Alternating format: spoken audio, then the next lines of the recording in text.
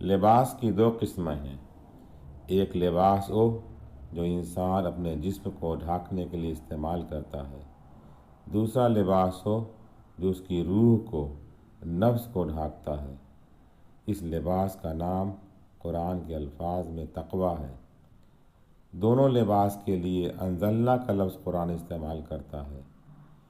جس طرح پانی کے لیے اپنی ذات کی طرف نسبت کرتے ہوئے فرماتا ہے، ہم نے آسمان سے پانی اتارا۔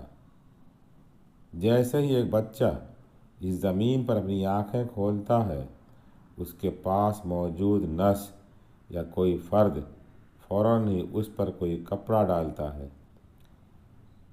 اسی طرح پہلا انسان جس پلینٹ پر بھی وجود میں لایا گیا، سب سے پہلے اسے ایک لباس عطا کیا گیا۔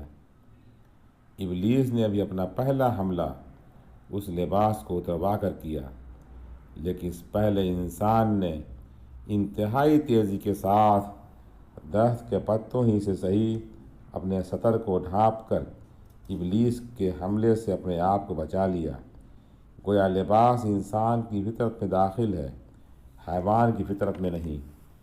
ابلیس اس وقت پھر کامیاب دکھائی دیتا ہے جب وہ انسان سے اس کے لباس کم کروا لیتا ہے، اور کم نہیں بلکہ پورا کا پورا اتروا کر دھرم گرو بنوا دیتا ہے۔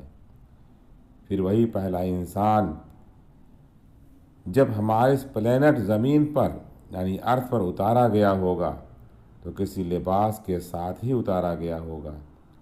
اس کی طرف لفظ انزلنا خود اشارہ کر رہا ہے۔ پھر انسان ایک روحانی وجود بھی ہے۔ اس روح کو بھی ایک لباس چاہیے تھا۔ اس لباس کا نام انسان کے پیدا کرنے والے نے تقویٰ رکھا۔ تقویٰ کیا ہے بتانے کے لیے کتابیں اور صحیفے اتارے۔ اس اتارنے کے لیے بھی انزلنا کا لفظ استعمال کیا۔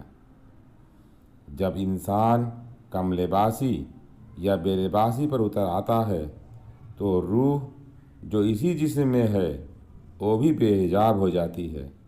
تب انسان اپنے آپ سے دشمنی کر رہا ہوتا ہے اور سمجھتا ہے ہم ایک روشن دور میں داخل ہو رہے ہیں۔